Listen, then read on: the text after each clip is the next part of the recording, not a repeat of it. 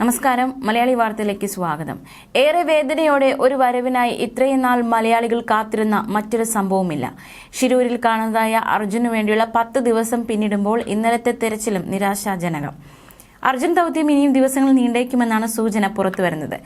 കനത്ത മഴ തുടരുന്ന സാഹചര്യത്തിൽ ഷിരൂർ ഉൾപ്പെട്ട ഉത്തര കന്നഡയിൽ അടുത്ത 3 ദിവസം ഓറഞ്ച് അലർട്ട് പ്രഖ്യാപിച്ചിരിക്കുകയാണ്.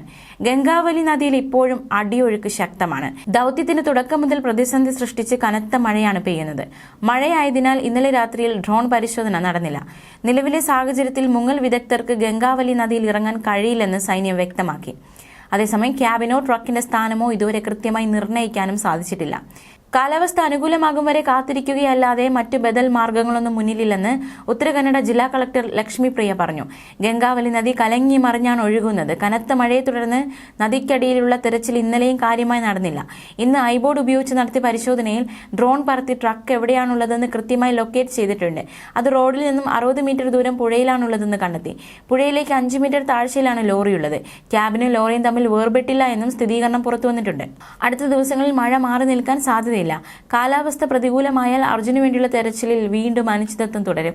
സേനകൾക്ക് സിഗ്നൽ കിട്ടിയ അതേ സ്ഥലത്ത് നിന്നാണ് ഐബോർഡ് സിഗ്നലും കിട്ടിയിരിക്കുന്നത്. എന്നാൽ ലോറിയുടെ ഉള്ളിൽ മനുഷ്യ സാന്നിധ്യം സ്ഥിരീകരിക്കാൻ ഇതുവരെ സാധിച്ചിട്ടില്ലെന്നും മേജർ ഇന്ദ്രബാലൻ അറിയിച്ചു.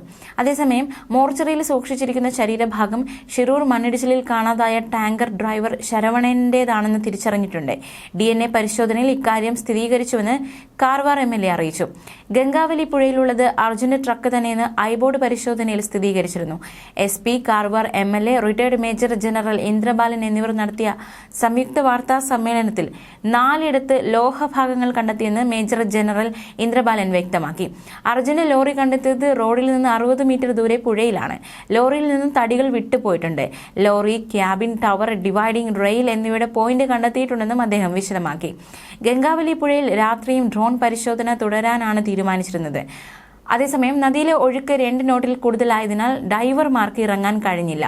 ലോറിയുടെ ഉള്ളിൽ മനുഷ്യ സാന്നിധ്യം സ്ഥിരീകരിക്കാനും ഇതുവരെ സാധിച്ചിട്ടില്ല. സേനകൾ സിഗ്നൽ കണ്ടെത്തിയ സ്ഥലത്തു നിന്നും തന്നെയാണ് ഐബോർഡ് സിഗ്നലും കിട്ടിയിരിക്കുന്നത്. ഇന്നും പരിശോധന ശക്തമായി തുടരാനാണ് സാധ്യത. മഴയും നീരൊഴുക്കും പ്രധാന തടസ്സങ്ങളാണ്. പ്രതീക്ഷയോടെ എല്ലാവരും ആയിരിക്കുകയാണ്. ന്യൂസ് ഡെസ്ക്, മലയാളി വാർത്ത.